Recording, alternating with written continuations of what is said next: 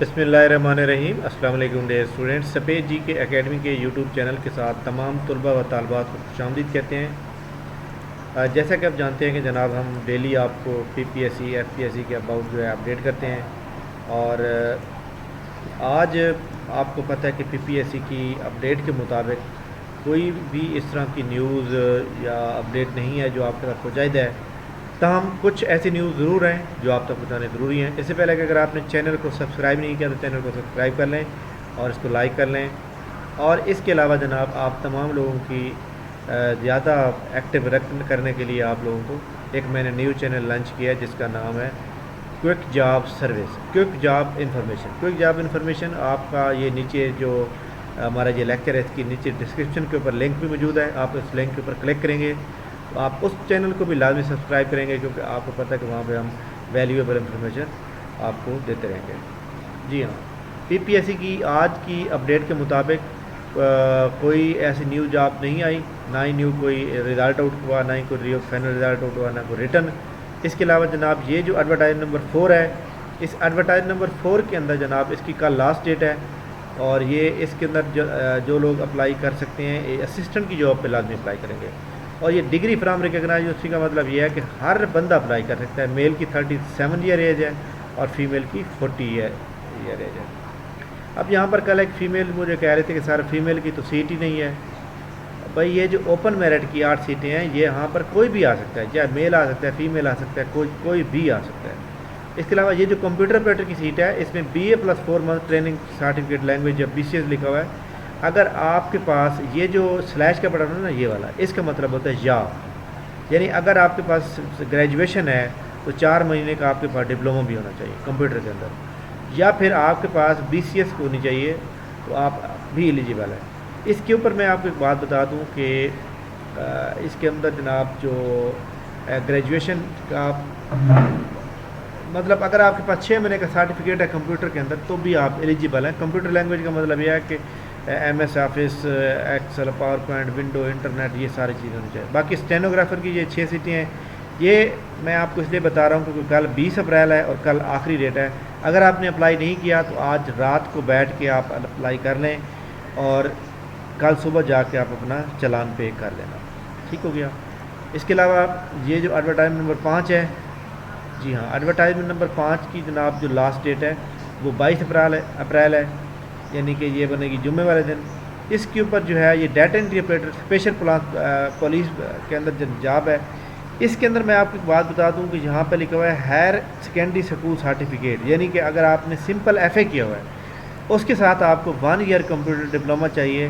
Computer science के अंदर 1 साल का डिप्लोमा होना चाहिए कंप्यूटर का। और उसके अलावा आपकी 45 ईयर जो स्पीड होनी चाहिए, वर्ड पर मिनट टाइपिंग की रफ्तार होनी चाहिए।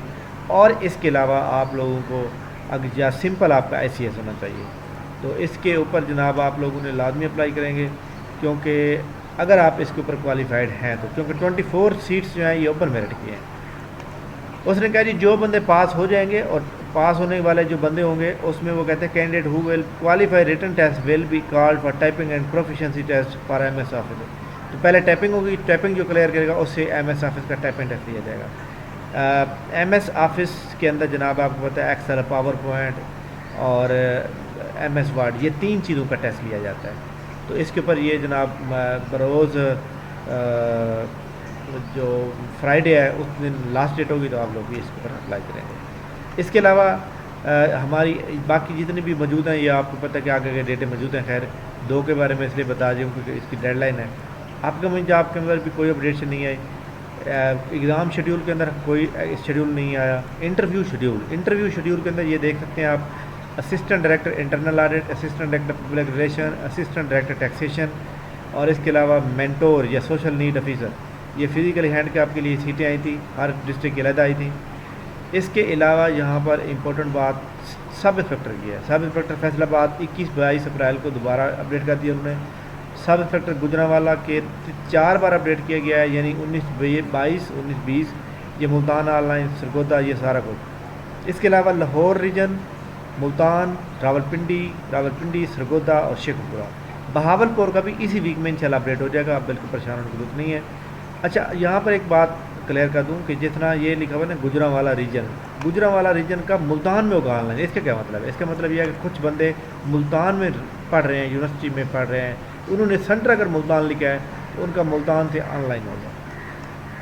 اچھا جی، اسی طرح اگر ہم بات کریں پلانر کی، تو آج کی پلانر کی اپڈیشن دیکھتے ہیں بھائی، ہو سکتا ہے کہ نیکسٹ آنے والے سنڈے کو پیپر ہو، لیکن میں نے آپ کو بتا چکا ہوں کہ رمضان المبارک میں پیپر نہیں ہونے والا، کیونکہ رمضان المبارک میں ایک تو روزہ ہوتا ہے اور اس وجہ سے پیپر انہوں نے حالانکہ شیڈیول دیا تھا لیکن انہوں نے کینسل کر دیا۔